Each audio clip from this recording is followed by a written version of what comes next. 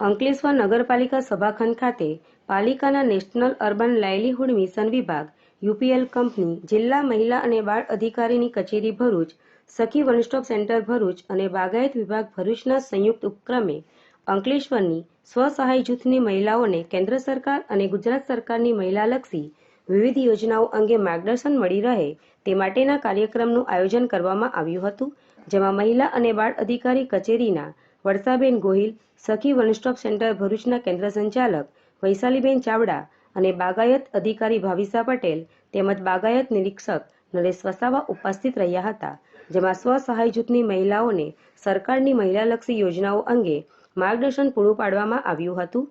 સાથે સખી one stop centre દ્વારા તેઓની 5 સહાયમાં કાયદાકીય સહાય, કાઉન્સેલિંગ, તબીબી સહાય, પોલીસ સહાય અને હંગામી ધોરણે આશ્રય સહાય અંગે વિસ્તૃત માહિતી આપવામાં આવી હતી. સાથે બાગાયત વિભાગ ભરૂચ દ્વારા ઉપસ્થિત સ્વસહાય જૂથની મહિલાઓ પોતાના ઘર આંગણે પ્રાકૃતિક રીતે શાકભાજી ઉગાડી તેનો આહાર લઈ તંદુરસ્ત રહે તે માટે કિચન ગાર્ડન કીટ અને કોકોપીટનું વિતરણ કરવામાં આવ્યું હતું.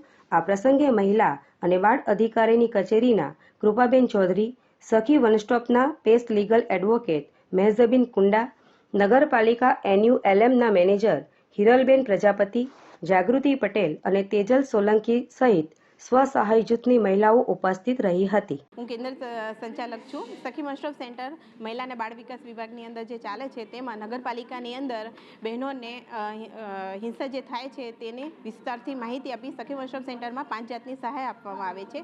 કાયદાકીય સહાય, પોલીસ સહાય, હંગામી ધોરણે આશ્રય, મેડિકલ હેલ્પ અને લાંબા ગાળાનું કાઉન્સેલિંગ કરવામાં આવે છે. બહેનોને જે હિંસા થઈ રહી છે તેની સામે સરકારની જે યોજના છે તેનો લાભ રહે તેની માહિતી આપેલી થાય. સ્વસહાય જૂથમાં જોડાયેલી છું અને ભારત સરકાર અને ગુજરાત સરકાર દ્વારા મહિલાઓના વિવિધ યોજનાઓ વિશે માહિતી આપવામાં આવી અને સખી વન સ્ટોપ સેન્ટર ભરૂચ દ્વારા પણ મહિલાઓને જાગૃત થાય અને મહિલાઓને ઉપયોગી થાય એવી યોજનાઓ વિશે માહિતી આપવામાં આવી. જિલ્લા મહિલા અને બાળ અધિકારી કચેરીમાં DHEWમાં જનરલ સ્પેશિયાલિસ્ટ તરીકે કામ કરું છું. આજ રોજ અમે અહીં નગરપાલિકામાં જિલ્લા મહિલા અને બાળ અધિકારી કચેરીમાં કાર્યરત યોજનાકીય માહિતી આપવા માટે અહીં આવ્યા હતા. આજે ગંગા સ્વરૂપા પુનર્લગ્ન યોજના, વિધવા સહાય અને વાલી દીકરી યોજનાની માહિતી અહીં આપેલ છે. Dharmesh Patel, RN news, Ankleshwar.